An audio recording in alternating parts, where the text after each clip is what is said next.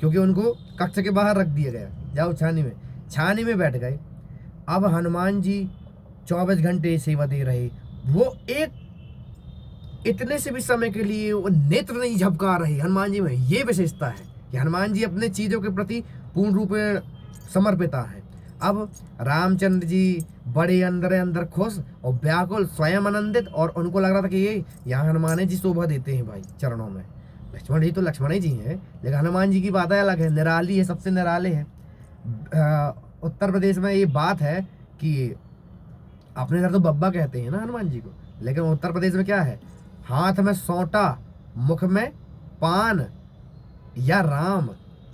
12 वर्ष के वीर हनुमान है हनुमान जी की उम्र है इतनी, 12 वर्ष की है, ब्रह्मचर्य में है ना, उनके ना अवस्था घटती है ना बढ़ती है।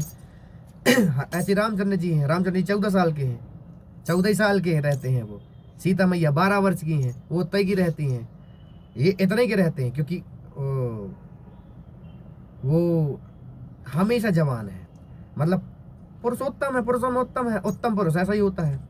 तो और फिर त्रेता युग का पुरुष आए तो समझो आप 12 वर्ष बहुत होते हैं, तो ऐसा। तो हनुमान जी अपनी इतनी शिद्दत से अपना कार्य किए कि वो भूल गए कि उनको सोना होना भी है, थकान सब भूल गए। तो करते करते करते करते उनको आ गई भगवान की माया से निद्रा।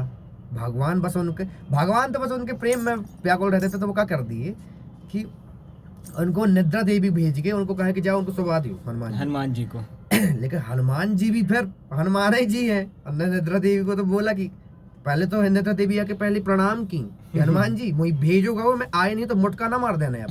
देखा कि हनुमान जी ऐसे ही दिक्कत ध्यास को ना, तो आगे जाई लंकनी रोका, मारे हूँ लात गई सुरलोका।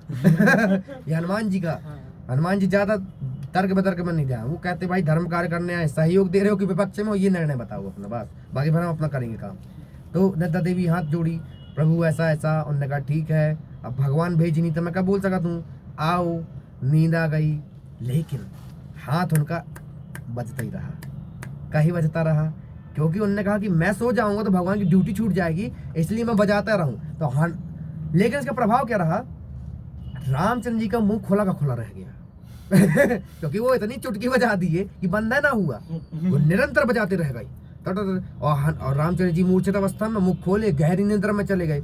अब सुबह भाई एक से एक वैद्यों को बुलाया गया कि क्या हो गया, रामचंद्र जी जगह ही नहीं रही है। अब कुछ हर प्रकार का उपाय कर लिया गया, नहीं उनका मुख खोला का खुला रहा, सब प्रकार से सब चिंतित हो गए। फिर इतने में याद आता है जिन्होंने उनको ये कार्य दिया था सीता मैया को, अरे हनुमान जी को खोजो, वो ही है जो उनको ठीक कर सकते, क्योंकि हनुमान जी तो भैया संजीवनी बूटी ले आए रही ना। हाँ। तो वही सबसे बड़े वैद्य हैं, वो सुने तो उनके समझ लो कि वो, तो सीता माँ बोली कि हनुमान जी को खोजना चाहिए आपको। हनुमान जी का ढूंढ रही आदमी नहीं मिल रही, इतना बड़ा बहन, इतना कहाँ कौन से वन में बैठ के ककरा थी का मालूम। हाँ। तो लगे हैं खोज में, चार तरफ से सब ले काम कर रही, यहाँ तक कि लक्ष्मण जी खोज रहे कि अरे हनुमान जी कैसा कर रहे यार। आप भाई कर लेना भाई सेवा हम, लेकिन अभी तो रामचंद्र जी नहीं उठे, लगे हैं खोजने में नहीं मिले।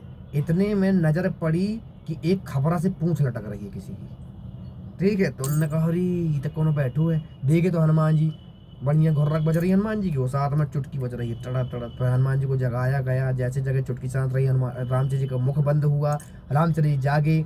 उन्होंने बताया फिर कि सेवा शारीरिक, मानसिक, दैहिक भौतिक किसी भी प्रकार की हो, नित्य यदि भगवान का स्मरण रहा है तो सबसे